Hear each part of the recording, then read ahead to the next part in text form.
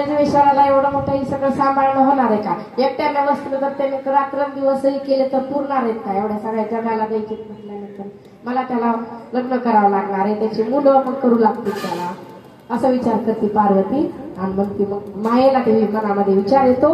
ब्रह्मदेवाला लगेच बोलावलेलं आहे तिथं मायेनं. ब्रह्मदेवा तुला एक काम सांगते म्हणते मी, आता तू आता घरी जायचं, एक जीवेश्वरासाठी स्त्री निर्माण कर. अशी स्त्री कर कलागुणांनी निपुण असावी, ती अशी स्त्री गुण. म्हणजे आता हे वस्त्र तयार करायचं तिच्या अंगात कला पाहिजे ना, कला पाहिजे की नाही अंगामध्ये, कलेशिवाय कसं होईल? मग कलेची मूर्ती तो निर्माण करणार. ब्रह्मदेव घरी जातात, रात्रंदिवस सगळं संपलेले आहे. तिथलं माग वस्त्र जीवेश्वर सगळे देव त्याच्या कामाला लागलेले आहेत. 33 कोटी देव त्यांच्या अंश रूपानं भगवान जीवेश्वराच्या घरात राहिलेले आहेत. मग ते माग कुठं ठेवायचा, सारीपाठाचं ठिकाण सांगितलं पार्वतीनं की आपण जिथं सारीपाठ खेळतो ना तिथंच माग ठेवावं. भगवान शंकर आणि जे पार्वती माता सारीपाठ जिथं खेळतात तिथं ठेवलेलं आहे. म्हणजे आपलं रोज तिथं लक्ष राहील, जीवेश्वराकडे जाणं होईल. अधून मधून जीवेश्वर बी येतील आपल्यासोबत खेळायला. रात्रंदिवस काही मागावरच बसवायचे का? बरं, मग असं सगळं ठरतंय. सगळे 33 कोटी आपल्या देव कामाला लागतात, देवी देवता. ब्रह्मदेवाला एकच चिंता पडलेली असते, पण ते ब्रह्मदेवाला म्हटलेलं सावित्री मातेनं सुद्धा ऐकलेलं असतं. मग काम झालं, हे काम काही थोडं नसते, विचार करावाच लागतो. कलागुणांनी निपुण अशी मुलगी करा असं मला सांगितलेलं आहे. म्हणून रात्रभर विचार करतात ब्रह्मदेव आणि मग ते एक अशी कलागुणाने निपुण अशी सुंदर कन्या निर्माण करतात. आणि इकडं मग वाटतं मायेला की आता आपण काम सांगितलेलं आहे ब्रह्मदेवाला, झालंय का नाही? कथेमध्ये सगळं लवकर लवकर होत असते बघा.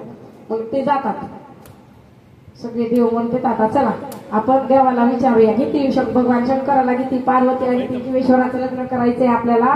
चला आपण ब्रह्मदेवाला काम सांगितलेलं आहे, एक कन्या निर्माण कर असं म्हणून. पण चला ब्रह्मदेवाकडे जातात, ब्रह्मपुरीमध्ये येतात. ब्रह्मपुरीमध्ये आल्यानंतर जेव्हा हे भगवान शंकर ते आले, पार्वती आली आणि आदिमाया हे जर आलेले असते, तेव्हा ब्रह्मदेवाच्या अंकावर म्हणजे मांडीवर एक सुंदर कन्या घेऊन बसलेले असते ब्रह्मदेव. ते सुंदर कन्येचं वर्णन आपला अर्धा आहे. तिचे डोळे कसे होते, कमलाकार डोळे होते, तिचे डोळे छान असे पाकळ्या होत्या, कमळाच्या पाकळ्यासारख्या वरच्या, त्या पापण्याचं सुद्धा वर्णन आलेलं आहे. ओव्या वाचताना लक्षात येते आता तेवढं वर्णन. तिचा सुगंध 11 योजन दूर येत होता म्हणतो, तिच्या अंगाचा सुगंध. आणि गोरगुरी पांढरच्या होते तिची डोळे, नाक एकदम अशी ब्रह्मदेवाच्या हातची मूर्ती होती. आणि ब्रह्मदेवाने तयार केली. तितक्यात त्यांचे आले 3 जण तिकडून, त्यांचे डोळे दिसते ती मुलगी पाहून. त्यांनी विचारायचंच काम नाही ब्रह्मदेवाच्या अंकावर. ही घे म्हणते, ब्रह्मदेवा म्हणते हे घ्या माता, ते तुम्ही मला जे काम केलेलं सांगितलेलं होतं ते मी पूर्ण केलेलं, ही जीवेश्वराला द्यायचंय.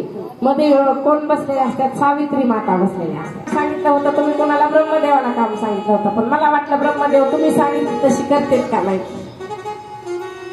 म्हणून ती एक कन्यामधून घेऊन येते. तिने पण विचारायला केलेली असते ती कन्या. आणि ती कन्या म्हणतात ही ब्रह्मदेवाच्या मांडीवर बसलेली होती म्हणून तिचं नाव अंकिनी ठेवतात. पहिली कन्या ब्रह्मदेवाच्या अंकावर म्हणजे मांडीवर बसलेली होती म्हणून ती अंकिनी. आणि ती मधून जी कन्या आली तिचं जे मी आता वर्णन केलं तिच्या सुंदरतेचं, तिच्यापेक्षा 10 पटीनं ती सुंदर होती, 10 पटीनं, म्हणून तिचं नाव दशांकिनी ठेवूया म्हणतात. ही अंकिनी आणि ही दशांकिनी. आता ही पण मला मुलगी पार्वतीच्या मुलाला द्यायची म्हणजे सावित्री होती. आता म्हणते घोळच झाला, इतर घोळच झाला ना, नवरा बायकोचा त्यांचा मेळ नव्हता म्हणून घोळ झाला. कुणाचा म्हणून मेळा असावा, त्या दोघा नवरा बायकोचा म्हणजे सावित्री मातेचा आणि ब्रह्मदेव